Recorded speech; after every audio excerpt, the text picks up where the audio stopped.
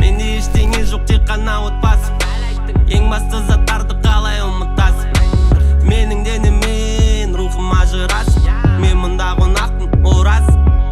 Ал Түркістанға келдік. Мынау Ақниет холдинг деген үлкен компанияға келіп қалдық. Омар ағаның шақыруымен. Енді бұл жерде біз алдан былтыр келген кезде мынау 2 завод қана бар еді.